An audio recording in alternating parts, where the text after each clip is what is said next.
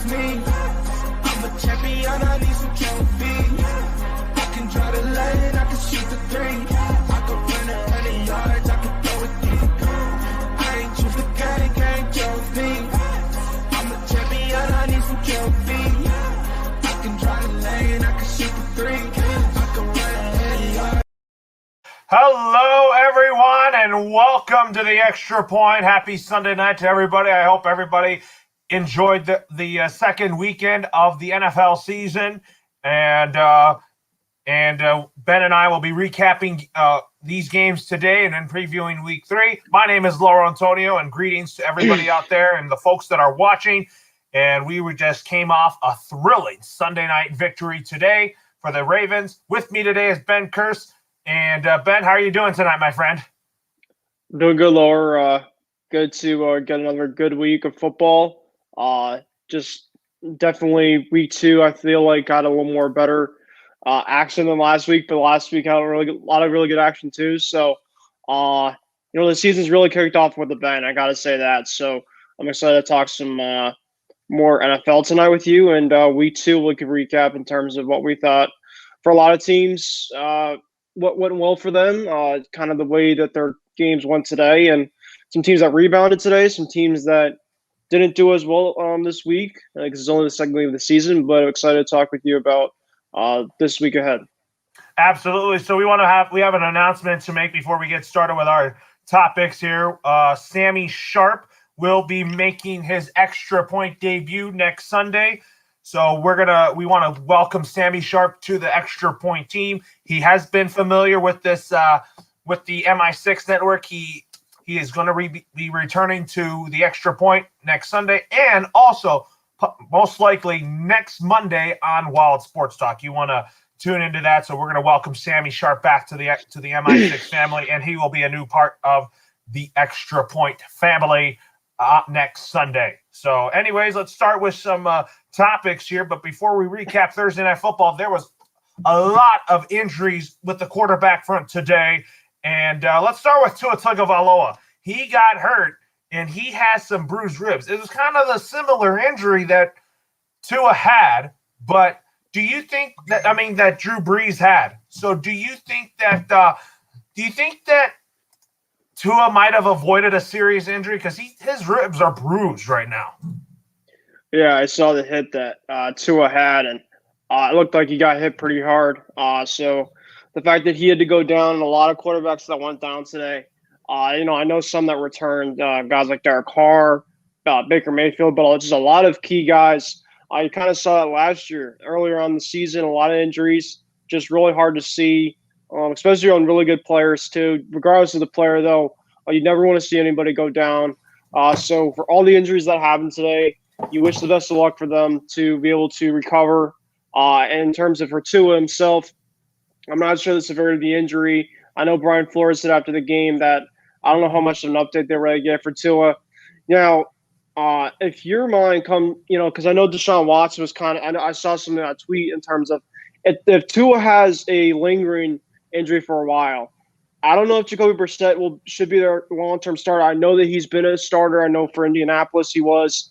But if you're the Dolphins, I know they've had some interest in Deshaun Watson, would you potentially give a little bit of a flyer for a guy like Deshaun Watson, or do you think it's best to kind of stay away from a guy that just went through a bunch of allegations and obviously not been doing football activity for quite a while now? I say stay away from Deshaun Watson. I think you want to see what you get from Jacoby Brissett. Jacoby Brissett's a solid backup quarterback, and I think he could step up if Tua has to miss some extended time. He knows this offense because it's the Dolphins' offense is similar to what the Patriots run, and I think that the coaches are familiar with Jacoby Brissett's skill set, and I do think that he'll step up when needed. Yeah, we'll just have to see how it happens. Hopefully, Tua is going to be okay though, because he for sure definitely hopefully get better. Yeah, I think he'll be fine. I mean, bruised ribs is not a big deal, but they're just doing additional tests just to be safe. Oh, for sure. So anyways, we got a comment here, and Penguano and Friends said, "Hi, guys. Where's Isaiah?" I'm like, Isaiah right now is off right now, but he could definitely be joining our show later today. So he's on assignment right now, but he'll be able to join the program whenever he's done with his assignment. So, anyways, that's what we want to get to here. So, anyways, let's start. So, also, Andy Dalton got hurt, and do you think it's time for Justin Fields to get started? I mean, you've seen the first 2 weeks with the Bears situation. The first week, Justin Fields played a little bit. He had that touchdown. I mean, Andy Dalton's had his injury problems in the past. Of course, you never want to see anybody go hurt regardless of the fact. So a guy like Andy Dalton, hopefully is okay. But, for Bear fans out there, of course, they really want Fields to be their QB1. He got quite a bit of reps today when Dalton went hurt. So I know for a guy like Dalton, you never want to see a guy go down like that. But, of course, you kind of saw a silver lining. You got Fields a little bit of some game reps in the second half today against the Bengals, who, by the way, the Bears were able to squeak out a win today. So I don't know how much Fields is a big reason to it, but, of course, it was good for Fields to go out there and give them an impact when Dalton went down. Absolutely. And then also, what are your thoughts on the Carson Wentz injury? Do you think it's a long-term issue? I mean, I just don't know about Carson Wentz because we've seen in the past in terms of what his injuries have been. It's been a lot of stuff with him. Poor Carson. I just, as a football fan myself, I always wanted Carson Wentz to kind of succeed. Going to a new place, especially too with the offensive coordinator and a coach that he's very familiar with, and Frank Wright. You want, of course, him to do well, and hopefully it's going to be okay. I know Jacob East in the back went into the game today. He was 2 for 5 with an interception. Carson Wentz had a touchdown with an interception, so I think for like 220 yards wise. But hopefully he's going to be okay. I'm not sure in terms of his injury status. They didn't really get a whole lot of injury statuses for guys that actually went out. The only guys that I really only know that came back into the game, I've got tweets from Adam Schefter and stuff during when I was watching the Patriot game, during those 1 p.m. games that Carr went down and forgot the other guy that went down. Dalton, I guess, went down, and some other guy that came back. Oh, Baker, that's right. Baker and Carr that went down, they were able to come back into the game. And Mayfield actually played pretty good when he came back. I know he was suffered a shoulder injury, which obviously is always kind of tough to see, how adversity kind of handles that. But he was able to win the game for them, which for the Browns per se, they, of course, had a really good bounce back this week. Absolutely. So, anyways, back to the comments section before we talk about Thursday Night Football. And Christy Wilson says, hi, guys. And Ishmael Lancaster says, are the Broncos for real? I'm going to say it's too early for me to say that. I mean, the Broncos are surprisingly 2-0. Just hold your horses on them because I think the Broncos could be losing some games. But the Broncos are definitely off to a good start because of their defense. But they beat a team that is just starting to rebuild in the Jaguars, and Trevor Lawrence and Urban Meyer still learning the NFL style. Ben, I'm going to go with you on this one. Do you think the Broncos are for real, or do you think it's an overreaction? Well, like we said last week, it was overreaction week 1 Sunday. Do I think they're for real? I think they're going to be a decent team. I'm not saying they're going to be great. I think they'll kind of come down to earth a bit because they've been kind of facing some they faced the Giants, they faced the Jags, kind of 2 teams that if you're the Jaguars with a really good defense, you should be able to beat, but you have to go out and do it. So I do give credit for what they've done the first couple weeks. Teddy Bridgewater getting assigned to be their quarterback. One, of course, we had to see kind of how he did. And the first couple weeks, he's done pretty good. He's been able to use Noah Fant, their tight end. The offense of the Broncos, I don't think is more of their weakness or their defense. I just think it's their game management and just their coaching situation. And that's just one thing I still don't trust in terms of their team still moving forward with them is their coaching situation. But their defense, you get Von Miller back, which has been a huge plus for them. Patrick Surtain, who they drafted at cornerback, had a big interception today. And, of course, their secondary, of course, adding Kyle Fuller from the Bears too. That team for sure has something going for them, but they're facing Patrick Mahomes and the Chiefs, in their division. I would definitely hold your horses, jokes aside, for the remainder of the season. Like I said in the past, it's a really long season. 17 games this year. You have to obviously, of course, take that into account. But if they give, a team like the Chiefs or the team like the Chargers, two teams that can have really good quarterbacks that can score a lot of points, a run for their money, then maybe I'll start kind of taking a little more seriously. Right now, I think it's a little more of an overreaction right now. It is an overreaction right now. So, anyways, with that being said here, let's recap Thursday Night Football. So, the New York Giants defeat the Washington football team, and it was a great game. But I'll tell you what, Daniel Jones struggled in the end. What are your overall thoughts on this game? Yeah, two teams that, I think a lot of people are just like, oh, it's a Thursday night Giants-Washington game. I'm not sure if anybody really was into it. But it turned out to be a really good game. You saw it with the Giants, Daniel Jones in the first half. He had a touchdown run for 6 yards. Taylor Heineke, of course, replaced Ryan Fitzpatrick, who went down. Of course, you saw the Taylor Heineke magic, last year, kind of towards the end of the season. Of course, unfortunately, when Alex Smith went down with that injury, of course, Alex Smith. I still love Alex Smith, especially what he went through and stuff. He's just actually an all-time warrior, to say the least, and much respect in terms of what he's doing, the rest of his career right now. But of course, besides that, when Heineke came in, did his job. Of course, he's still, he has a lot of things he has to work on. But for him to make that first start and get a win in thrilling fashion was pretty exciting. But he and Taylor McLaurin had a really good connection on Thursday night. McLaurin had a touchdown for 11 yards in the first half. Graham Gano is basically the player of the game, really, for the Giants.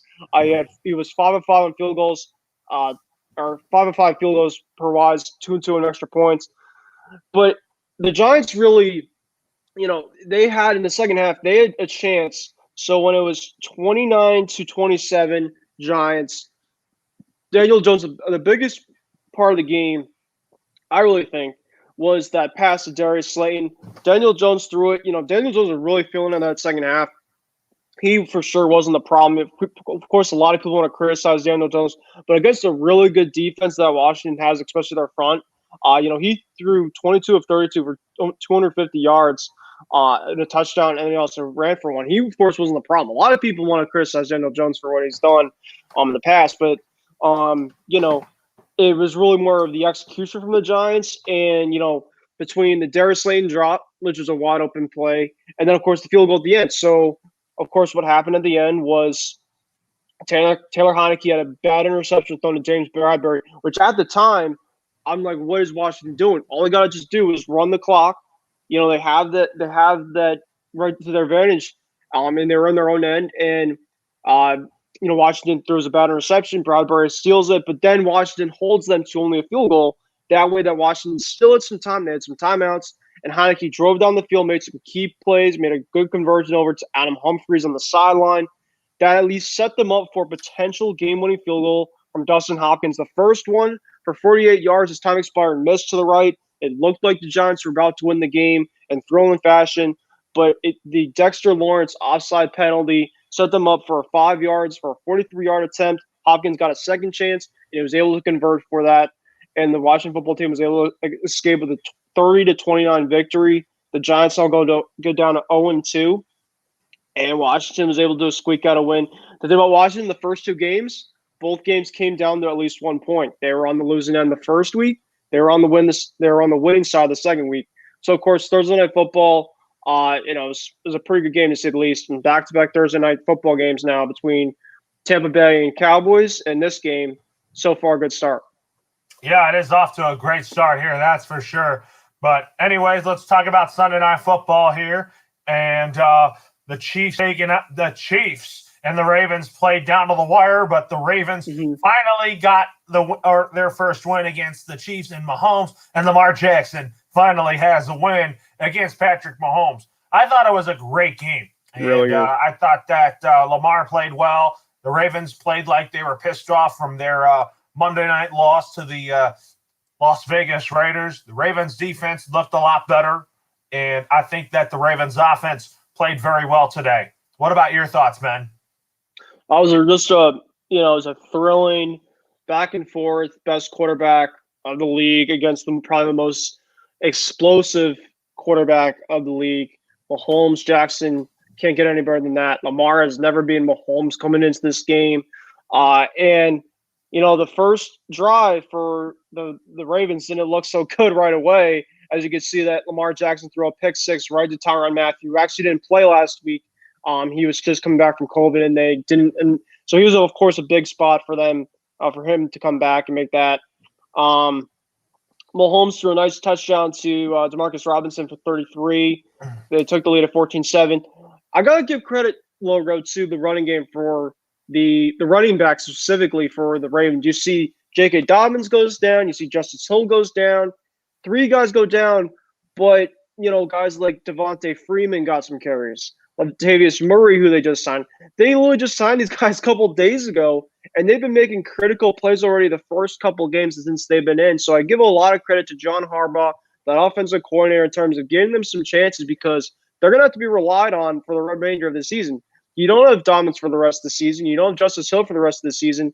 You don't have a lot of these, Gus the Bus Edwards too. You don't have a lot of these guys out there, so you got to give these other running backs a chance to go out and play, and they got their chances to. So Latavius Murray got a chance, and he scored on a touchdown at 14-14. Chiefs took the lead. It looked like, in the third quarter, Lamar had 2 interceptions. And then, of course, he threw on the 2-point conversion later in the game. He threw a pick as well, too. So, passing-wise, Lamar didn't have it. But when it came down to the critical plays, he did have some big conversions through the air, especially that jump pass to Marcus Brown in the third quarter to cut it to 28-24. Travis Kelce, man, he's just such a good tight end. That touchdown he made, I don't know if you saw it. He basically just made a drag route across, and he just eluded so many guys, broke tackles left and right, and was able to make it. Looked like at the point, it was going to be the Chiefs were trying to pull away. It's 35-24. And on the fourth quarter, here come the Ravens. The Ravens, you got to think it's crazy though. The Ravens were the only team that scored in the fourth quarter. You saw that Lamar had a touchdown run. Actually, he had 2 touchdown runs that were the game. So it was a 36-35 victory for the Ravens. I got to give credit to the Ravens though. They were down like 10, 15 guys on IR. It was an early game, week 2, against a team that's probably the best AFC team in football. But the Chiefs have a lot of problems defensively. The Ravens were able to really run the football at will. And besides, the Ravens weren't able to pass the ball that much and to effectiveness, they were at least able to kind of go to what their strength are, and that is to run the football. And they did a really good job with it. Another thing I give a lot of credit to the Ravens too was they were down 35-24, and you think, they're just going to give up. They did not give up. They did not quit. Any of the guys that were in the secondary, Marcus Peters is out for the year. They have some guys that are trying to guard guys like Tyreek Hill and all these explosive guys, and they did their job. And they were able to make some key third down plays to get their offense back on the field. And of course, that big play at the end where it looked like the Chiefs were about to go down and score. Clyde Edwards-Helaire had a key fumble. The Ravens got it back. The Ravens, the Chiefs had 3 timeouts, and then the Ravens on 4th down, John Harbaugh gave a lot of credit for it because they're still in their own end, I think, right on the 49-50. And Lamar Jackson in 4th and 1 said he wanted to take the ball, not give any time back to Patrick Mahomes for a chance to go ahead and potentially get a game-winning field goal on the other side for the Chiefs to win. And he got the first down, and that's how it ended. It was a 36-35 game, and I give a lot of credit to the Ravens. Good win for them. Of course, the Chiefs still going to be a great team, but that was just an all-time classic early on this season. It is. It might be one of the games of the year when you talk about when it comes to the end of the 2021 awards. We're not focused on that yet. That's just a different subject for a different day. Back to the comment section. Casey King said, "Good evening, guys."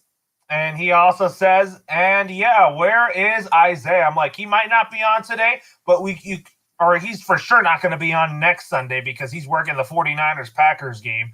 But anyways, and he also said, as for the Broncos, not sure yet if they're for real. Let's see how they do against tougher teams. I'm like, I don't think the Broncos are going to beat Kansas City. I think they play the Jets next week, but I think Denver might even beat the Jets. Yeah, we could talk about the Jets-Pats game, but now I have some of my thoughts about the Jets. All right, so let's talk about that right now. So we're going to talk more about that on Loro and Friends on Tuesday. And we'll talk about our players of the game and all that on Tuesday. So what are your overall thoughts on this game? But I'm going to say that Mac Jones played great. He was solid today. Didn't throw a touchdown pass. Didn't throw an interception. He just was accurate with the football. And he did get hit a couple times, but I thought that he led the Patriots to some very good drives there. And especially on defense, that they put so much pressure on Zach Wilson. Yeah, so my overall thoughts on this game, I think that still there's a lot of questions. I'll start with the positives. I thought the defense really did a much better job. Zach Wilson, a young kid, second overall pick, a lot of high expectations for that kid. And, after a loss from the Patriots last week, and for the Jets specifically, both teams want to go out and Zach Wilson from the start, one key about Zach Wilson is he's very good, still very explosive, has a really good arm downfield. But one thing that I thought was really interesting during this past week from one of the Patriot reporters in terms of he doesn't want to take the stuff in front, quick, easy passes. He just, of course, wants to kind of go and take the longer ones. And I think that's going to be growing pains for him, moving forward. I think he's going to have to realize, it's not going to be able to cut it in the NFL. But I thought that the Patriots did a really good job defensively, giving a lot of turnovers, but I still think that they have some work to do, the Patriots do, offensively. I still think that their red zone offense, they still need to convert some of those field goal opportunities into touchdowns, especially off the turnovers today, especially against a better team. The Jets, the Patriots do pretty well against.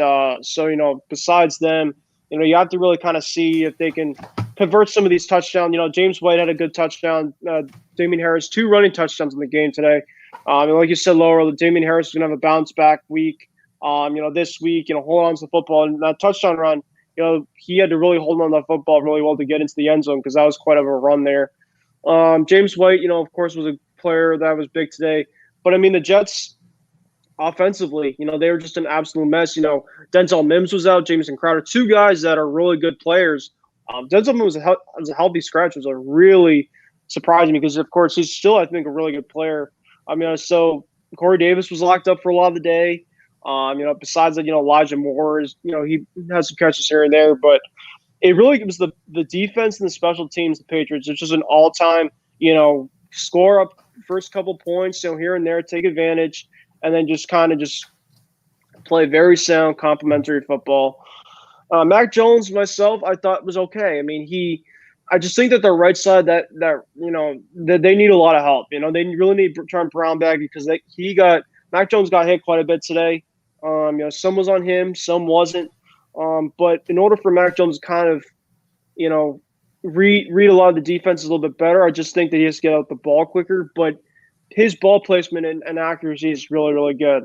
Most of his instincts have been pretty good so far, but I really want Josh McDaniels in the next couple of weeks to stop running the football all the time. I want Mac Jones to start letting the ball out in the air. And that's also in terms of pass protection. I get it, but some of it's just been a little too conservative for my liking so far, but glad to get the win. And I'll take it. First one for Mac Jones and move on to the Saints next week. Yes, the Saints even lost to the Panthers, so we're going to – so do you think next week the Patriots can go 2-1 against the Saints? Do you have your early thoughts on that?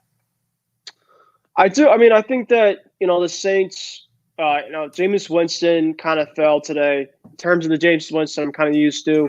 I still have a lot of questions with him. I know that Sean Payton's a really good quarterbacks coach. He's a really good coach.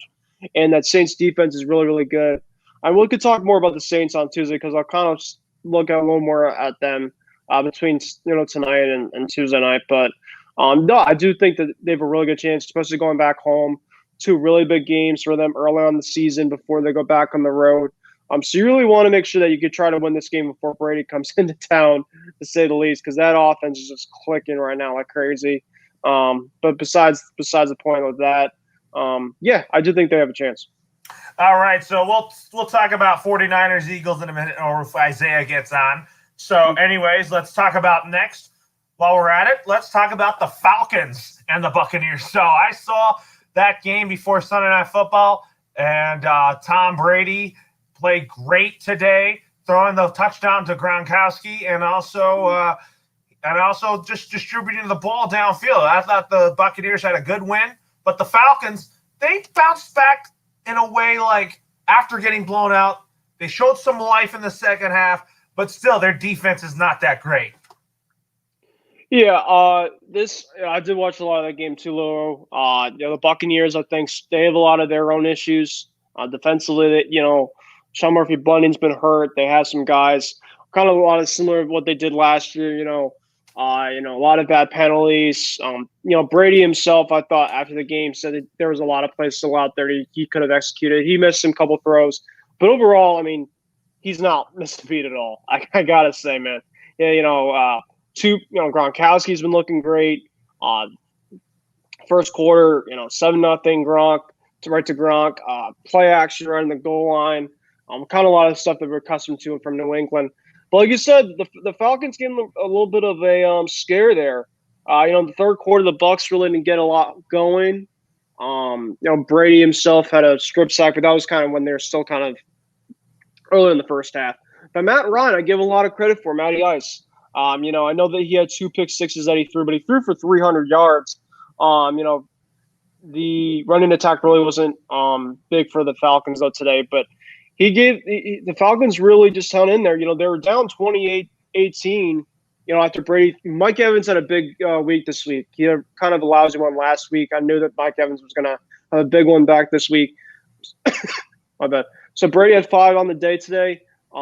2 to Evans, 1 to Godwin. The Godwin play, that was probably Brady's best touchdown throw of the day for 12 yards. Cordell Patterson, a former Patriot, he got some plays today. He got in the end zone a couple times, so I'm happy for him. But like you said, Laura, I mean, the Buccaneers are just going to be too much against a team like this. And it's good for Tom and company to get their second win, but they're going to be tested a lot this year, especially with them being Super Bowl champs. Everybody's going to give them their best chance. And I give a lot of credit to what the Falcons did in the second half. But, just overall, Brady just saw it as a chance to kind of just say, okay, let's, start pulling away here. And they were able to at the end. So.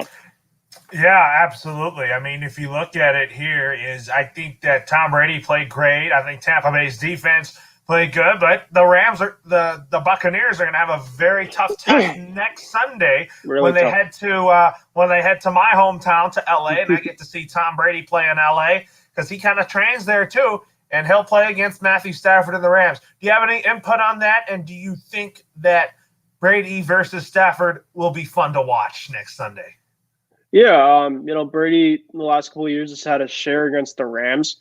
I'm actually going to give the Bucs a loss in this game. I think that the Rams the last couple of years have given Brady and company really tough tests, and I think that this can be a game where I wouldn't say a trap game for the Bucs, but I think that this could just be one of their games on their schedule where I really could see a loss happening. Going across from down south to the West Coast, I think that this can set up for like a 25-20 type of Rams win. Their defense is just so freaking good. And last year when the Rams went to Tampa, the Rams were able to squeak out that win there. So I think it's either the Brady remembers about them last year and he takes revenge, but I'm going to give the Rams a chance to win this one this week. Because of course I think the Buccaneers will have a lot, wins this year, but I think that this one coming up could be one they might lose here. All right, so it should be a really good game. Yeah, I mean it should be. So, anyways, we're gonna have John Alcorn join us in just a moment here. So we're gonna get his take on the Broncos and Jaguars game when he gets on. So we'll talk about that. So the Rams played the Colts today. So I'll tell you what, the Rams are 2-0 in the Matthew Stafford era. Do you think that Matthew Stafford has been so far the proper fit for the Rams so far? I think he's done a decent job so far with the Rams. This game he threw 19-30 for 2 touchdowns. He did throw an interception, but he threw for 250 plus. I think that just that system with a really good offensive, head coach in Sean McVay. So the first 2 weeks he's thrown for 250 plus yards, more than 1 touchdown. He's thrown for 9.3. Today he threw for 9.3 average of pass attempts. So he's been able to throw the football a lot in the air. And really kind of use his skill set to the best with his great strong arm. So Yeah, I think Matthew Stafford really deserves in terms of how his play has been so far and the way that that Rams team has been. So yeah, I give him a lot of credit. Absolutely. So we also want to welcome John Alcorn to the program as he just joined us late. So John, how are you doing, my friend? I'm just pumped. My Broncos are 2-0 in the season, so we're not just 2 weeks of. I'm not going to be like I say, oh, they're going to the Super Bowl, but played pretty decent so far, and just super happy. And the Chiefs lost too, so I'm super happy. All right, John. So since you're on here, I want to get your thoughts on what were your thoughts on the Denver Broncos beating the Jacksonville Jaguars? This is the same thing I said in my article. They don't need to reinvent the wheel or cut the cheese a different way. All you have to do is have Teddy Bridgewater have a Jimmy Garoppolo bridge type game. Where occasionally he may throw 3 to 330 or 215 to 220, but he's still very effective and doesn't overthrow the defensive production. We saw Chicago last year. The defense played well, but the offense couldn't match 30% of the production for the Chicago Bears defense. Exactly what I said in my article today. Rely on the running game. Rely on the defense pressure surgeon. Already submitted his legacy. Teddy Bridgewater over 300 yards, playing at the quarterback he needs to be. So there's no pressure for him to have like a MVP like quarterback because he doesn't need to. It's not the Mahomes or Lamar Jackson or Josh Allen or maybe Justin Fields of the future type team where he has to throw for 300 to 400 yards a game for the team to have success. It's the exact recipe, like I said in my article, and not surprised. We're doing decent so far, and the Chiefs lost, so might as well be Christmas tomorrow. It is Christmas for you there. So Ben, what were your takeaways from the Broncos and Jags game? I agree with a lot of what John said.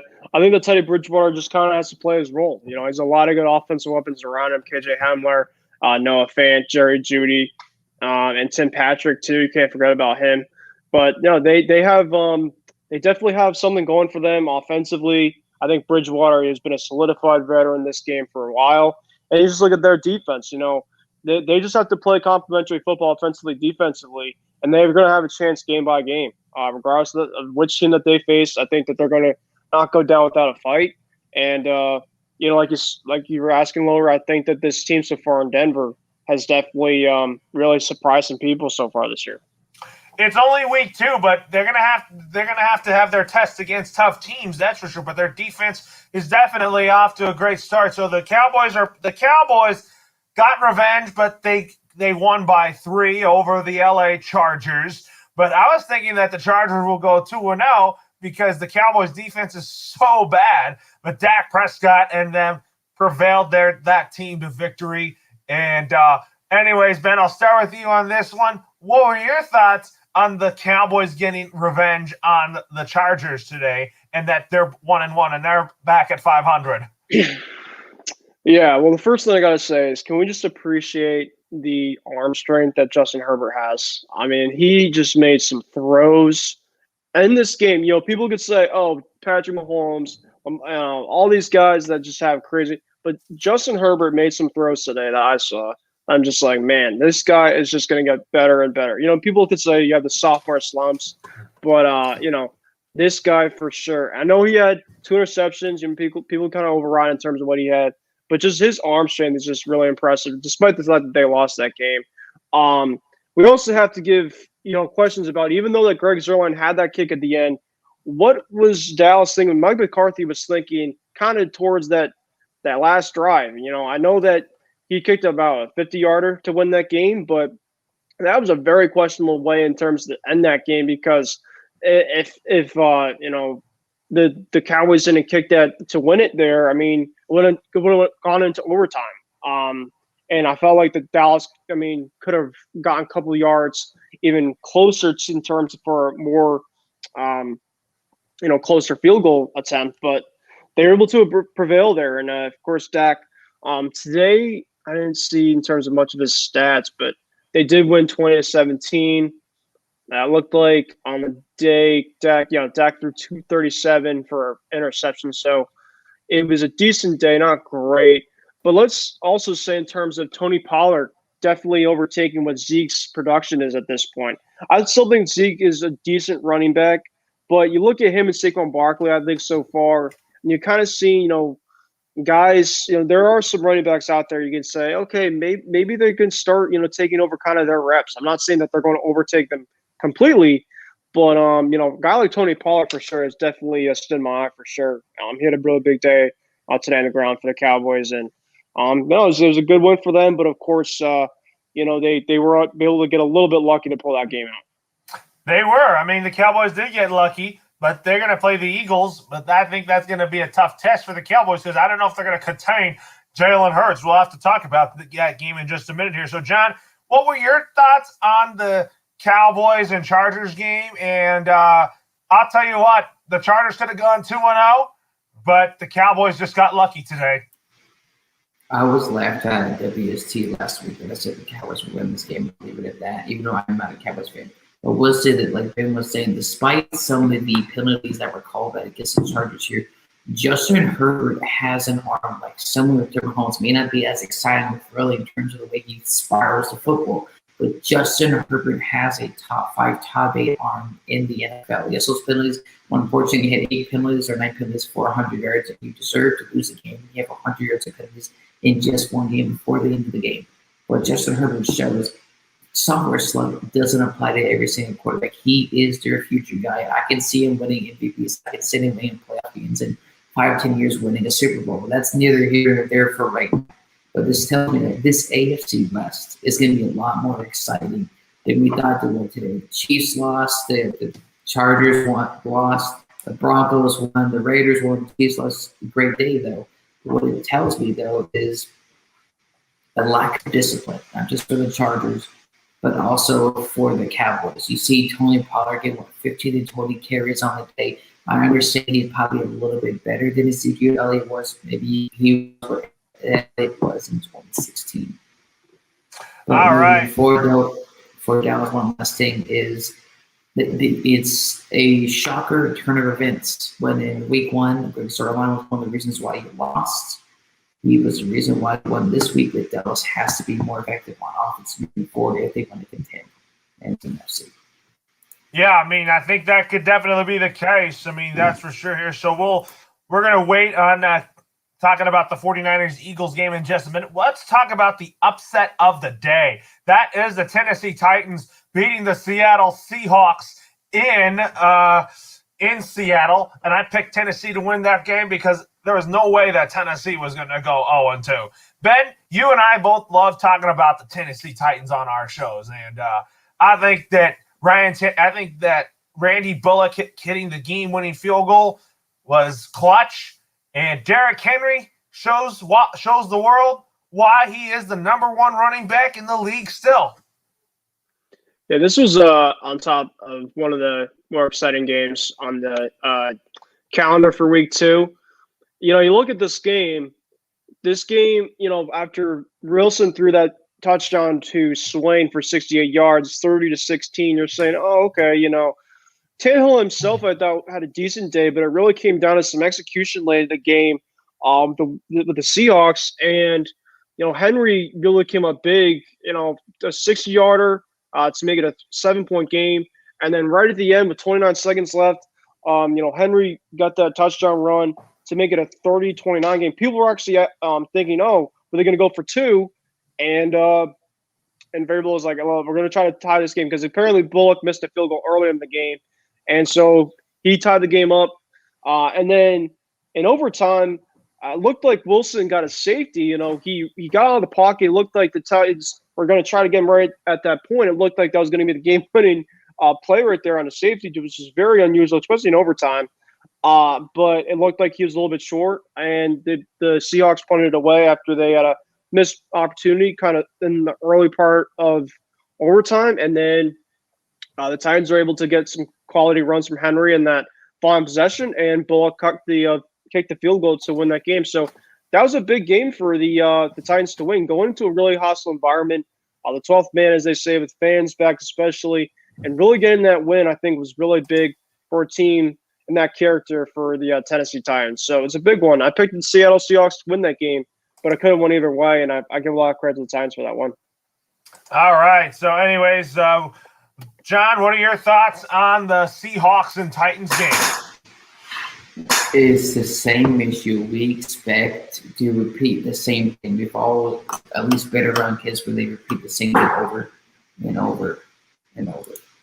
Seattle doesn't address the interior defense line. You pay Jamal Adams, and magically that's going to solve all your defensive problems. And we can't keep running into the same door that's made out of metal every single time. This isn't like a Marvel or one or anything can change. Russell Wilson and his team are a first quarter team. Like I said, through the first 4 to 5 to 6 games, they're going to play well. But can they be 18-week 16 or sorry, yes, 18-week 16 game team? But it's a show, man. I mean, my gosh, people always freak out. There's a problem with some of them. Derrick Henry has a bad game 1 week. Oh my gosh, he's not a top 5 or top 3 back. And the next week he has 32 carries, 158 yards, and over 2 to 3 touchdowns on the day. And I believe had the touchdown the entire game and to go into overtime. It's not like Tennessee has been the leader, well known in terms of their special teams. But they proved in this game, Derrick Henry got the job done. Now, the criticism over Tennessee is Ryan Tannehill keeps getting sacked. Ryan Tannehill keeps getting hit by the opposing defense. So Tennessee is going to have to improve or have to fix their offensive line. Because if Tennessee, in my last point, if Tennessee does not address and fix their offensive line or improve in terms of discipline, the Tennessee Titans are going to have a very long season. All right. So, anyways, with that being said, here we got the SoCal Sports Chronicle just sending in our comment here. He says, "Hi, John," and then the SoCal Sports Chronicle also says, "How about them Rams, guys?" And John, let me start with you on what you thought on the Rams' victory today over the Colts. Jonathan, I've been a big, or whoever's watching that, I've been a big fan of Matthew Stafford. I've been a different. I don't have to go through the numbers like I have the past year and a half. But this should prove for maybe not every quarterback, because some quarterbacks shouldn't be in the NFL. But if you have the quarterback with the right head coach, with the right system, with the right players, it may not be the best like that ever, but they get the job done and they're very elite. But now, not just on top of that, the connection between McVay and Stafford, not just in terms of how they get the job done, in terms of, hey, what was that pass you committed in 2011 versus, let's just say, the San Francisco 49ers? Oh, I threw a deep ball and they tried to get the ball to, like, say, Kerryon Johnson. We won the game 35-32. That type of mental memory is going to be instrumental, is going to be key, just in this game, but moving forward. When you play the Cardinals, when you play Seattle later this season. So their mental game between Sean McVay and Matthew Stafford is arguably the best in the league. Great mental memory, and I'm not surprised by it. You got a great quarterback in Matthew Stafford. Put Jared Goff with the Stafford team. They would not win last week, and they would not play as well as they did. Matthew Stafford is their franchise guy. In the next 2-3 years, they will win a Super Bowl with Matthew Stafford and the Los Angeles Rams. Absolutely. What about you, Ben? Did you say what your thoughts were again? Because the SoCal Chronicle wants to get your thoughts on this. Yeah, sure. I agree with a lot what John was saying in terms of, I think that Matthew Stafford was with the team in Detroit for so long that I think he was kind of towards the end of his career there. I think he really kind of did it for the love of that city. He really kind of just laid out in terms of as much as a person that he was, and kind of just doing what he could do to kind of get himself to just perform still at his best there, even with kind of a very underperforming team that's just been underperforming for so long. But he went to a different place with a really good offensive-minded coach in Sean McVay, a really good head coach, as you can say, and a really good defense too, and a really good division as well.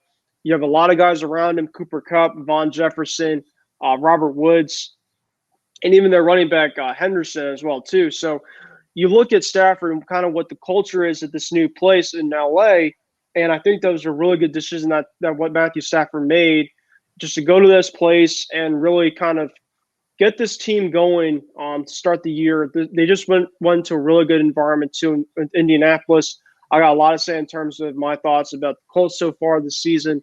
But, yeah, I really agree. I think that the Rams potentially in the next couple of years with Stafford could potentially win a ring.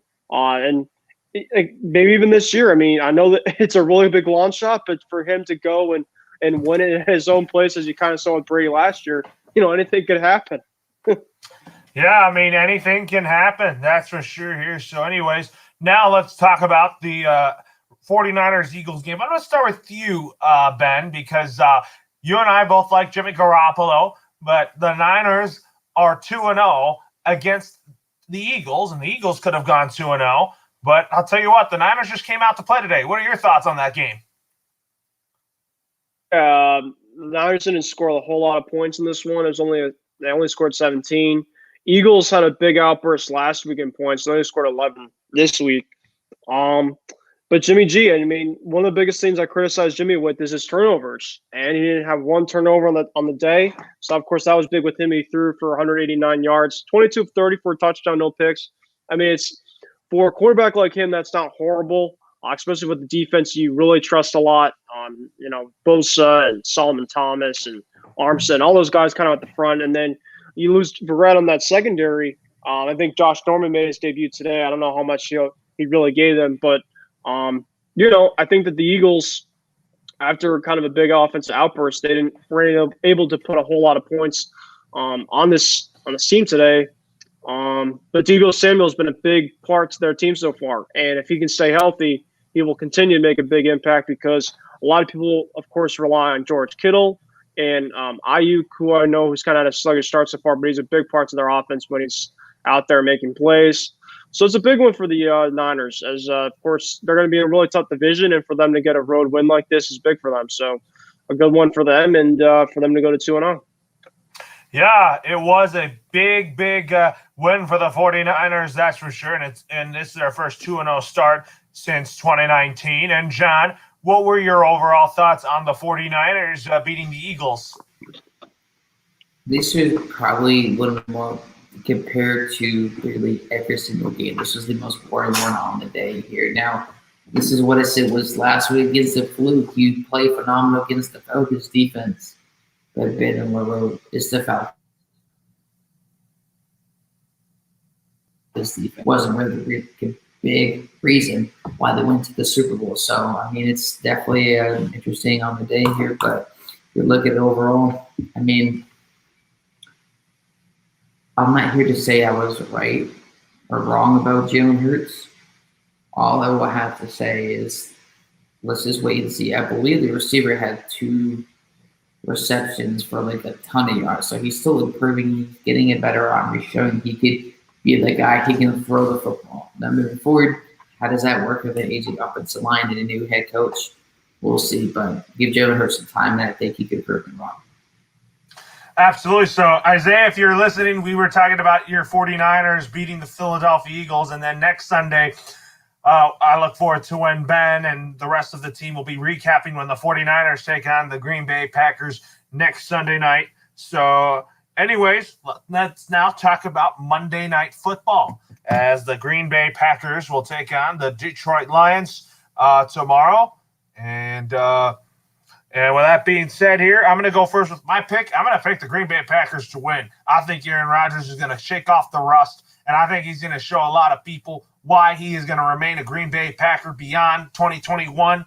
And I think that the Green Bay Packers get a big win here. Ben, who's your pick to win between the Packers and the Lions tomorrow on Monday Night Football? I mean, Loro, even if Rodgers doesn't have a big day, they're facing the Lions. So, I mean, at home, I would hope that they would still be able to win this football game. But like you said, Loro, I think that Rodgers will have a big one. I think he'll sling it out there, go deep a couple times, just have better execution with LaFleur on this team, against this Lions team, which Dan Campbell will run team with Jared Goff, new guys, new faces, going into a really good environment. Crowd's going to be back at Lambeau Field, which, I mean, they had some fans last year, but of course nothing like a full capacity there. So it should be interesting. Primetime game. It's division game, so it's always interesting. But I think that the Packers really are heavy favored on this game. I think that they will win this one. It'll be probably like a 35-17 maybe. I think Goff might have a touchdown here or two, but I can see him throwing a pick. Or pick 1 or 2 picks at least at best. Just kind of the way that Goff I've kind of been advertised, and just turn the ball over left and right. And what about you, John? Who's your pick to win between Green Bay and Detroit? It's the Packers. there's really not much else to say. There's no way Aaron Rodgers is going to have a game. He's just going to relax and sip a cup of coffee or something and do absolutely nothing and potentially do terrible and lose that game. There is no way that would happen in week 2. Now, if it does, there's a much better chance that he could retire after the season. It could, that's for sure here. So anyways, folks, let's now talk about our week 3 picks coming up. So let's start with the Panthers taking on the Houston Texans. And I'm going to pick the Carolina Panthers to win this game because I think they're surprising a lot of people so far. And I think Sam Darnold and Christian McCaffrey are going to have a big games coming up. And I think the reason why I think the Panthers are this good, I think Sam Darnold so far is proven to me that he could be the comeback player of the year in the NFL. So anyways, John said he'll be back after the show. He's just heading out right now. So John got to join us for a little bit. So Ben, who's your pick between the Carolina Panthers and the Houston Texans? Oh, you're on mute. Thanks for letting me know. Sorry about that. I'm going to go with the Panthers on this game, too. I really like the way that they've been playing right now lately. McCaffrey, of course, when he's healthy, of course, he makes a huge difference. But they got a bunch of guys on the outside. You got DJ Moore, Robbie Anderson, of course, who's been a fellow teammate with Sam Darnold. Sam Darnold so far on the season, got to give him a lot of credit with Joe Brady and Matt Rule. Done a great job with that team. And I think that Houston, they got a lot of question marks. Tyler Taylor kind of fell back to earth today. Just their head coaching situation, stuff like that.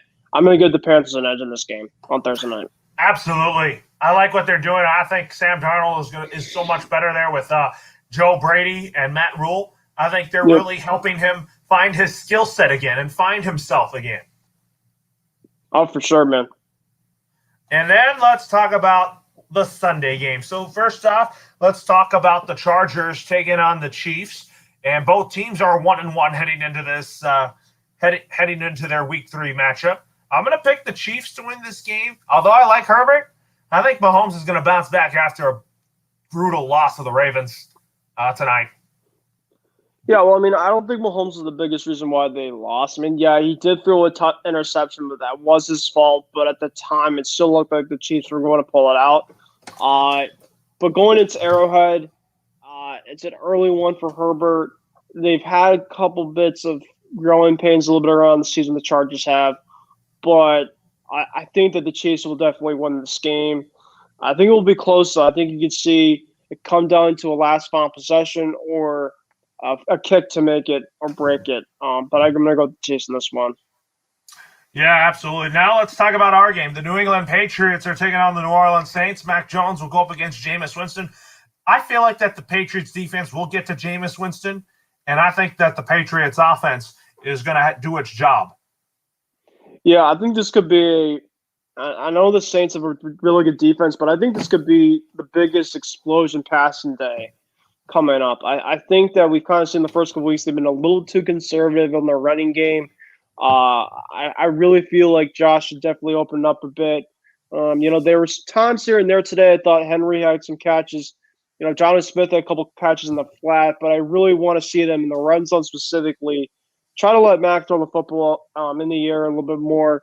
If Trent Brown is back too, Loro, that's a big thing. If he's not back, I think we kind of see what we saw today. Defense and special teams kind of heavily relied on. I think this could be like a 23-16 type of Patriot win. I don't really trust that Saints offense, especially without Michael Thomas still in that mix.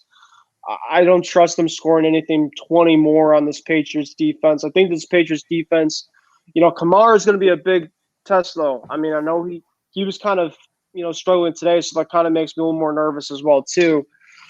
But I just think that the Patriots, going back home, especially for that Tampa game, I think they'll be more motivated to win this one. I think they'll squeak it out. Yeah, they're going to squeak it out, that's for sure. So anyways, folks, now let's talk about the Bears taking on the Browns. Both teams 1-1.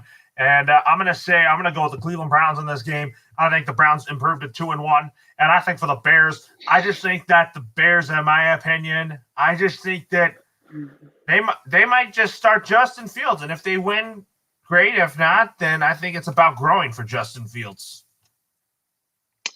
Yeah, I think the thing with the Bears is I just don't understand their situation at quarterback. If Dolan is actually really, really hurt moving forward, we'll have to see how Fields is going to do. But against the Browns team, headlined by a really good coach in Kevin Stefanski, I think Odell might be back in this week too. So I think you put him into the mix with a really good offense as it is. That Bears defense really came to play today, kind of what they've advertised. Shockingly, I thought overall Burrow, in the second half, he made some key interceptions, but they really held that Cincinnati offense, I think, for the most part of the day. And they have a lot of good players on that Cincy offensive team, but I think that the Browns will win this game. I think so, too. I definitely agree 100%. I think that the Cleveland Browns are going to come out to play. I think they're going to run all over that Chicago defense. I think the Bears get shut out that week. Oh, we'll see, man. Now let's talk about the Colts taking on the Tennessee Titans. And I think if you look at this game, I think that the Colts are due for a win. I don't see them going 0-3, but I'm going to give this to Tennessee just because I think the Tennessee Titans will go 2-1. I think the Colts will start off 0-3, and I think that the Colts will definitely figure out a way to overcome their 0-3 start. Yeah, I'm going to go with the Colts in this one. I think, like you said, they are due, but it really depends on the quarterback situation. If Carson Wentz is actually healthy, I think he has a chance to go into Tennessee and win. But if they go with a guy like Jacob Eason, with him barely getting a lot of game time action, I don't see him going in and winning. But to make it fun and to do a little opposite here with the picking, I'm going to go with the Colts on this one, get their first win. All right. So, anyways, folks, now let's talk about the next set of games. So we got the Falcons taking on the Giants next Sunday. And I'll tell you what, I'm going to pick the New York Giants to win this game because of Joe Judge. And I think that the coaching staff made terrible, terrible decision-making in their last game against the Washington football team. And I think that Joe Judge and his defensive staff will game plan this a lot better. And I think Jason Garrett will do a good job game planning for how to attack the Atlanta defense. Yeah, I think the Giants will get their first win. But I got to say, though, I mean, that Giants defense against a Denver offense, which I think has a lot of similarities to that Atlanta offense. They have a decent quarterback with a lot of offensive weapons around. And the Giants defense really struggled in the first week. I mean, the second week, they had some hard times in the past defensive game. But I think that the Giants will pull this one out. I think Daniel Jones overall hasn't been a big letdown. I know he's going to be due for one, just kind of knowing his past history, but I think that they will win today. I think Saquon will have a big game. I think so, too. You're absolutely right about that. So, anyways, let's talk about who's going to win between the Bengals and Steelers. I mean, I'm not really high on Big Ben and the Steelers, but I'm going to pick against the Steelers this time, and I'm going to pick them against them again. I'm going to pick Joe Burrow and Jamar Chase and the Cincinnati Bengals to come into Pittsburgh and get the victory. Yeah, as much as I want Cincinnati to win, I'm going to go with Pittsburgh. I think they're a little bit pissed off at the way that they lost today. I think that Ben will have a big game, and I think that their defense will definitely give Burrow some problems on the day as well, and force some turnovers on him. All right, now, folks, let's talk about the Ravens taking on the Lions. So I'm going to pick the Baltimore Ravens to beat the Detroit Lions. Yeah, is that at Baltimore or is that in Detroit? That's going to be in Detroit. Okay. Well, regardless of the fact, I mean, the Baltimore Ravens just came off a really big win tonight against the Chiefs. They're going, their competition, you go from arguably the best team in the NFL to going to be arguably one of the worst teams. I know that people say that obviously don't want to play down your competition and take teams seriously, but I think that the Ravens offense will go in. They will show no mercy against a team like the Lions, and I think Lamar Jackson can have an absolute field day. Both with both on the air, through the air, and on the ground. And yeah, give me the Ravens on this game for sure. All right, now let's talk about the Cardinals taking on the Jaguars. So, I mean, I'm going to have to say this. As much as I want Jacksonville to get this win against Arizona, I don't see it happening. I'm going to pick the Arizona Cardinals to get the win in Jacksonville. Yeah, in Jacksonville, let's play a little fun. I'm going to go Jacksonville. I'm going to go upset alert here. Because we obviously want to kind of just try to go something a little bit different. But I got to say this. Kyler Murray for sure is playing out of his mind. And they're really just letting him let loose. I really love it. I think that their defense has a lot of problems right now, that Arizona team, as you kind of can see with their defense today and the way that they played. But, Kyler Murray is right now playing out of his mind. He is on fire. He just makes so many highlight reel throws. People could say Mahomes and Jackson and all these guys, but Kyler Murray, I think, is really big slept on in terms of his performances.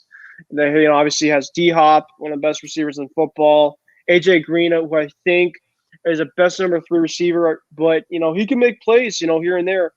Christian Kurse probably number 2, and he of course has been great. So I think the Cardinals are going to be one of those teams that's going to be a very high scoring, but also gives up a lot of points. But in a game like this, I'm going to go the underdog. I'm going to go with the Jaguars here. I'm going to give them a chance.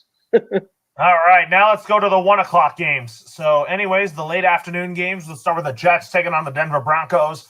And I'm going to pick the Denver Broncos to go 3-0 against the Jets. I think Denver is going to play well in their home opener, and I think the Jets, I think they'll play good, but I just think Denver will be the better team in this game, and I think Brandon McManus will kick the game-winning field goal.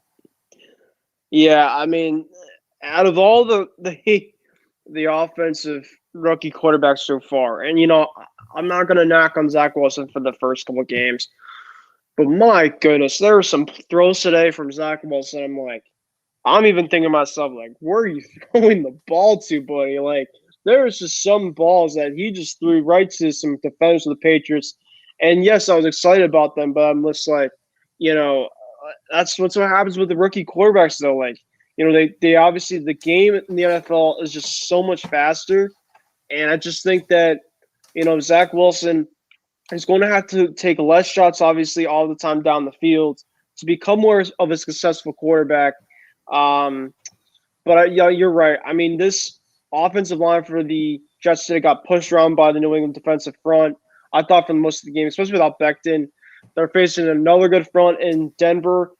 Loro, I think it's going to be kind of like what happened to the Giants in Week 1 against Denver. I just think it's going to be one of those type of games, especially Denver at home. Really hard place to play, and I think that the Broncos defense will coming back to play once again, and they got the win there. All right, now let's talk about the Dolphins playing the Raiders. So I'm kind of assuming that I think that it's just going to be bruised ribs on Tua Tagovailoa. So I'm going to say that Tua plays this next game, and I predict that the Dolphins will get a big win in Las Vegas. I'm going to go with the Raiders. I think that the Raiders, the way they've been kind of playing so far, I think that their defense has really impressed me so far overall in this game. I like the way that John Gruden's been kind of handling business there. And yeah, I think that the Raiders, out of any team that's going to give the Chiefs a run for their money, the Raiders and the Chargers, I think, are going to be the two teams. Yes, I know the Broncos have kind of had a good start so far, but I just think that it's going to come down to coaching. Do I think John Gruden's a great coach? No. Do I think he's a serviceable coach? Yes. I think that he kind of knows what he has in Derek Carr right now. I know Josh Jacobs really has to be back, though, for next week. If Tua is back, I don't know how healthy he's going to be playing and so I don't know if I can trust it. But going into Vegas, I think it's going to be rocking there once again like it did against Baltimore, and I think that Vegas will win. Absolutely. We want to welcome Isaiah to the show. And guys. how are you doing? And I see you got your Philly shirt on. You could say that the Phillies are back, but we'll save that for a different day. So we're now going to talk about the Seahawks and Vikings game next. So So I'm gonna have you go first on this one. Who do you like in this game and why? Wow. Is it at Minnesota or is it at Seattle? In Minnesota. Ooh. You know what? I'm gonna go with the Vikings. I think the Vikings win this game just because I don't really trust the Seahawks defense. I mean, you guys have seen it the last couple of weeks. They are like the Chiefs. You know, they're like a bend, don't break type of defense, and you know those type of defenses never really last in the NFL because they're eventually going to break. And you saw what happened today with the Titans breaking that Seahawks defense that was playing really well in that first half. I think Kirk Cousins and that Vikings offense, they have a bitter taste in their mouth after what happened today against Arizona. I think that they're going to bounce back, and it's in front of their home crowd. I believe this is going to be their home opener. So I think that, you know, the fans are going to be into it. It's the first game in Minnesota with fans in the stands, and the Seahawks defense is not really that good. So I think it's going to be a shootout, but I got Minnesota winning, doing what they were supposed to do today, which is kicking a game-winning field goal and winning that game. Yeah, but the Cardinals are 2-0. So anyways, man, who's your pick between the Seahawks and Vikings? And then I'll go next with who I like in this game. I'm gonna go Seattle. I think that I think Kirk Cousins has played extremely well so far, but I gotta see it more on a consistent basis. I gotta see it with a guy like him. I still don't trust a lot of Mike Zimmer's play calling. You know, here and there, I think it's very questionable.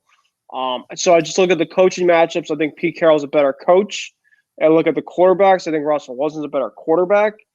And I agree with Isaiah's point in terms of the defense for Seattle. I think is very bend or break, very similar so far to what I've seen from Kansas City. But I think that, you know, the biggest thing about the Seattle team, I think, is their execution. And I think that if they can execute, they can kind of have a similar game plan to what their win was against Indianapolis week 1. So I think that Russ will have a big game. I think that their defense will make a good amount of plays, cause some turnovers, even though it's not going to be great. But in order to kind of get the job done, I'm going to go Seattle.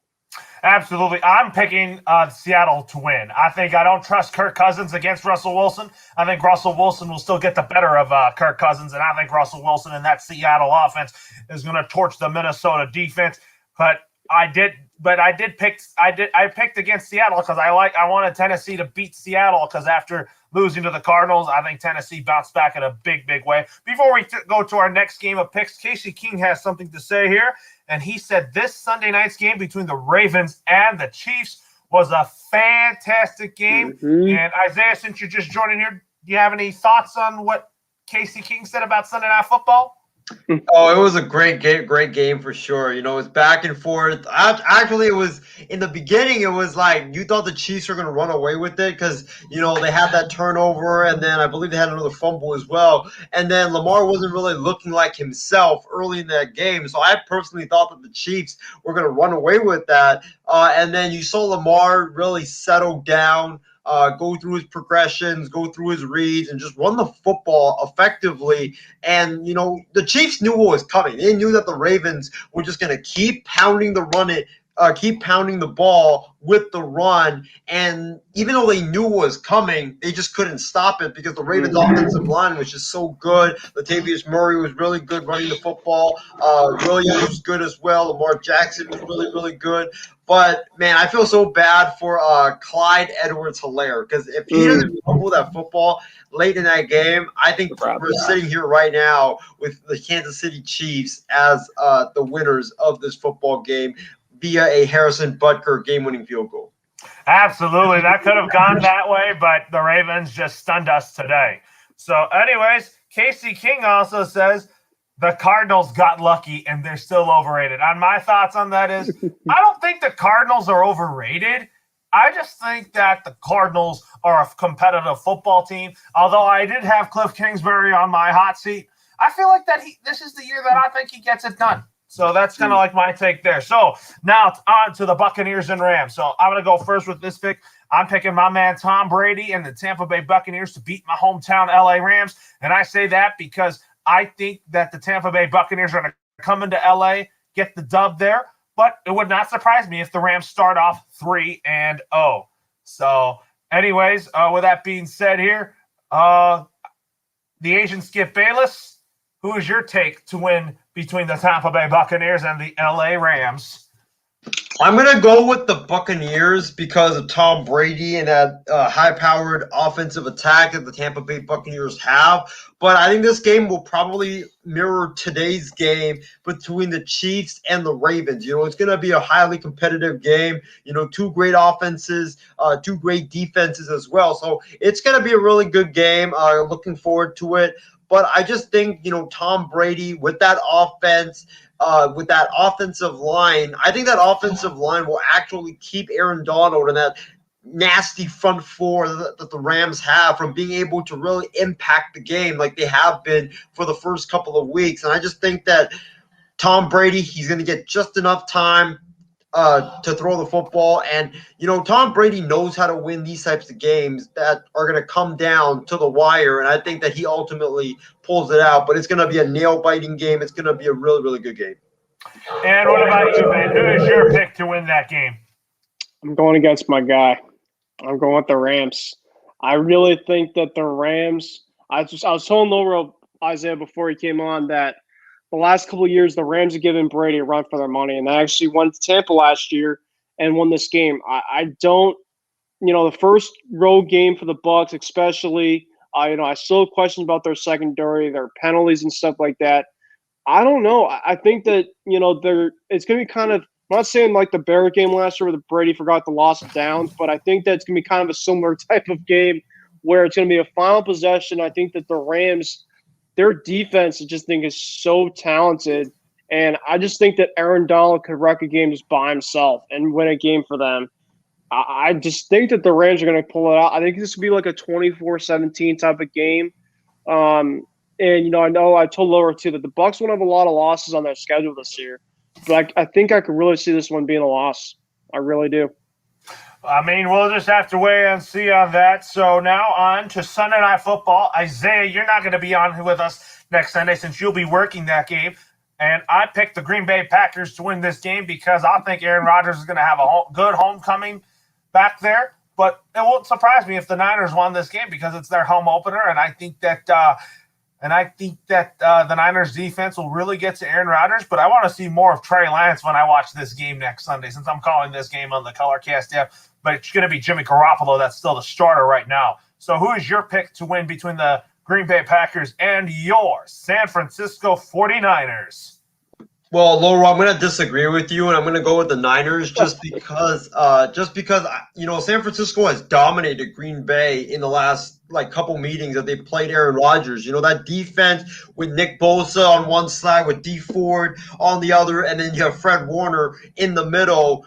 That defense has really tormented Aaron Rodgers and that Packers offense in the last couple of meetings that they played. I think the first time they played was on Sunday Night Football, and back in 2019, and San Francisco demolished Green Bay. They were up 27-0 or something like that at halftime. They ended up winning 37-13. And then in the NFC Championship game, similar thing. The defense, Aaron Rodgers couldn't do anything against the 49er defense. The 49er defense or the 49er offense, the rushing attack was just running all over Green Bay like they did in the first meeting against the Green Bay Packers. And then they ended up having a big lead, and then they ended up pulling the win over the Green Bay Packers. I think it's going to be the same thing. I think the defense is going to really suffocate Aaron Rodgers and that Packers offense, primarily because, Matt LaFleur runs kind of the same system that Kyle Shanahan runs in San Francisco. So that defense has a lot of experience practicing and playing against that style of offense. That's why they always have success against Sean McVay. They always have success against other people that run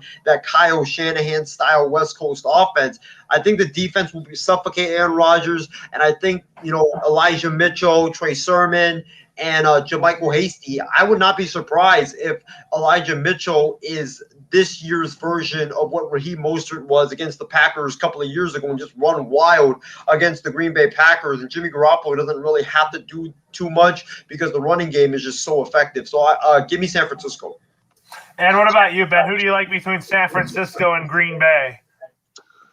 Yeah, I'm riding with Isaiah's team in this one. I think that the biggest thing about the Niners is, just they're playing past years against the Packers at their place. It's just been like a house of horrors for Aaron Rodgers. I mean, just every single time that I see Aaron Rodgers go to his hometown, it just seems like he really struggles there. And I think that primetime game, a home opener for the 49ers, I think it's going to be a rowdy crowd there. And I don't know. I just don't know if Aaron Rodgers will have his head all the way in this one. I think it'll be a good game that maybe the Niners will pull away. But, if it was at Lambeau, I'd probably go the Packers in this one. But I really think that the matchup-wise, the head coaching, I'd probably give the edge a little bit to Shanahan as well there too. And if Jimmy G could just hold on to the football and just be a game manager like he did today, just no turnovers, and I think Kittle could even be a little bit better than he was today because I have him in fantasy. He didn't do a whole lot, but he was decent. They should be fine. I'm going to go with the Niners in this one, and I think the Packers will kind of be a little bit sluggish to start the year, especially kind of with their uncertainty. But tomorrow they should have a big win. Absolutely. So anyways, let's go back to our comment section. Casey King just also said he's going with the Sea Chickens to beat the Minnesota Vikings. David Lucas also chimed in and said hello and hi, guys.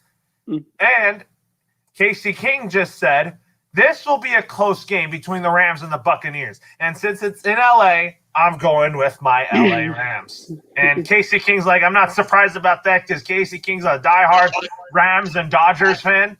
So anyways, David Lucas also said he thinks, he's with you, Isaiah, the 49ers beat the Green Bay Packers 38-17. So anyway, Loro, before we move on, also let's not forget the Packers will be missing their star pass rusher Zadarius Smith. Plus, they will be missing David Bakhtiari, who I believe is still on the unable to perform list. So those are two huge blows for the Packers. So don't be surprised if Nick Bosa has a monster game against Aaron Rodgers because that offensive line is missing their stud tackle. Absolutely, they are. So anyways, now let's talk about Monday Night Football as the Philadelphia Eagles will take on the Dallas Cowboys. And I'm going to go first with this pick. If the Cowboys started off 0-2 against the Chargers and that the Cowboys if the Cowboys went 0-2, then I would have picked Philadelphia if the Eagles beat the Niners. So anyways, I'm going to go with the Cowboys to win this game because it's their home opener, and I think that Dak Prescott's going to have a great game in front of full fans. This is his first game back, and I got to pick the Cowboys in this game. I think that there's no way they lose this game against the Philadelphia Eagles, and I think the Eagles are going to surprise a lot of people, but this is a very bad division that they're in. So that's why I give me the Cowboys in this game. What about you, Isaiah? Who is your pick to win between the Eagles and Cowboys? Give me the Cowboys just because it's in Jerry's world, but if it was in Philadelphia, I probably would have picked the Eagles. You know, the Eagles, like you said, Loro, they're no slouch, man. Like, I came into this Eagles-Niners game today thinking, like, hey, maybe the Niners will have, like, an easy day because, you know, a lot of people in the projections before the season, they said that the Eagles, you know, they're rebuilding. Jalen Hurts, they weren't really sure about him. The defense was getting older and older and older, but that defense, they were swarming today. They were swarming to the ball. Jonathan Gannon, their defensive coordinator, does a great job scheming up plays for that defense. I mean, the defensive line is ferocious. You know, you got Derek Barnett, who's a beast in the middle. The linebackers, I was really surprised at how well the linebackers played today. And then you have the corners and the safeties who are also playing really good football and just going toe-to-toe with the 49ers wide receiver. So I think that the Eagles' defense is really going to surprise a lot of people this season. I was also very surprised by Jalen Hurts' performance. You know, a lot of people, like when he came into the NFL, thought he was kind of like Lamar Jackson, a really good runner, but not a really good passer. And I got to say, there was a lot of balls that he threw today that were really, really good thrown balls. And the other thing I'll say, you know, on this is that Devontae Smith is a huge difference for that offense. You know, him, whether or not, you know, he's catching the ball or whatever, his presence, just being on the field, him being a threat to go deep and beat the cornerbacks deep and, you know, beat them with his speed, that just makes it very tough on the opposing defenses, and I witnessed that today. So I think the Eagles will be no slouch this season. I think they'll be competitive under Nick Sirianni, but I just think it's in Jerry's world. Dak Prescott's having a great season. I don't think Ezekiel Elliott and Pollard will be able to run the football effectively because that Eagles defense is really good against the run, but I just think Dak through the air, I think, you know, the Cowboys pull this out. Absolutely. I think they're going to pull this out too. So, anyways, Ben, who's your pick between the Cowboys and the Eagles? Yeah, I'm going to go Dallas too. I really think that the Eagles, them going to Dallas is a big turning point for me. I just really think that a home opener for them, Dak being back, especially after, the fans, of course, want to see him back after, especially what happened last time. They had a home game there. Then, of course, the injury that happened. So he's just going to get a huge ovation. I think that the fans are going to really build off of it. I don't have a whole lot of trust in Matt McCarthy at all. Just his constant play calling here and there. But I think that Dak will get the job done. And I think that Cooper and CeeDee Lamb are going to be in for big days as well.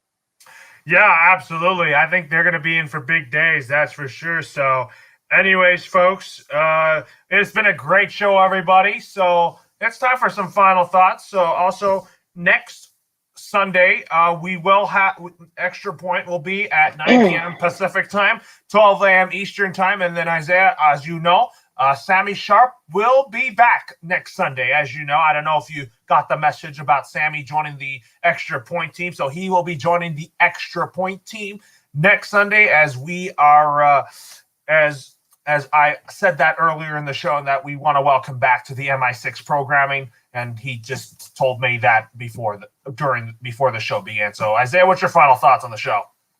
Well, my final thoughts is it was a great show. Thank David Lucas, Casey King, SoCal Sports Chronicle, Ishmael Lancaster, and Christy Wilson for tuning in to the program. I'm sorry I couldn't be with you guys from the start all the way to the finish, but glad that I was able to hop on in the beginning. But yeah, it was a great show.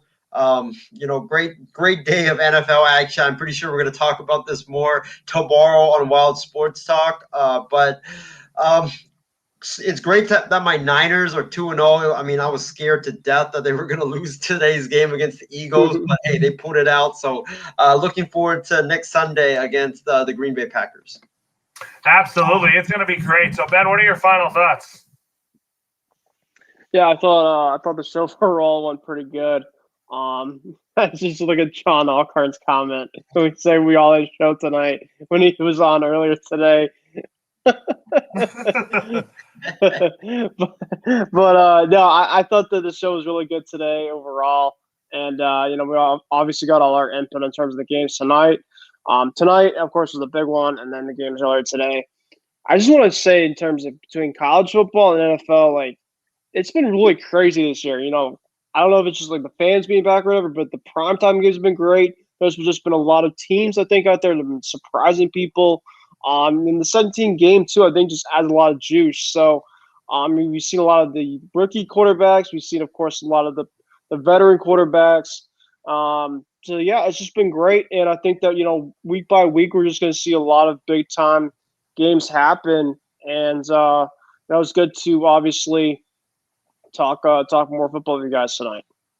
Absolutely. So for Ben, Isaiah, and John, Loro signing off for now. We'll talk to you tomorrow on Wild Sports Talk. And also, folks, again, don't forget, Sammy Sharp is coming back next Sunday, and he will be a part of the Extra Point team going forward, as you all know. And Isaiah, I don't know if he told you about that, so I recruited him to join next Sunday as well. Have a great rest of your Sunday, everybody.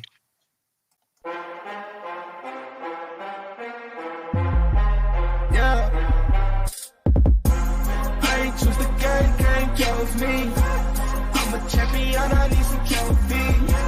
I can draw the lane, I can shoot the three. I can run 100 yards, I can throw it deep. I ain't choose the game chose me. I'm a champion, I need some trophies. I can draw the lane, I can shoot the three. I can run 100 yards, I can throw it deep. I got what it take to be a champ. Ball's life, you should come and join the camp. Title after title, put my rivals off the map. Thought you had the trophy till I came in for the snatch. I was born in it, not sworn in it. I ain't come to play, my wrist mean all business. Running like a mimic, check my jersey authentic. In Oakland with some Raiders till my haters deal with it. I'm in the field with it. Stop playing. I ain't choose the game chose me. I'm a champion, I need. All right, man. Well, have a good night.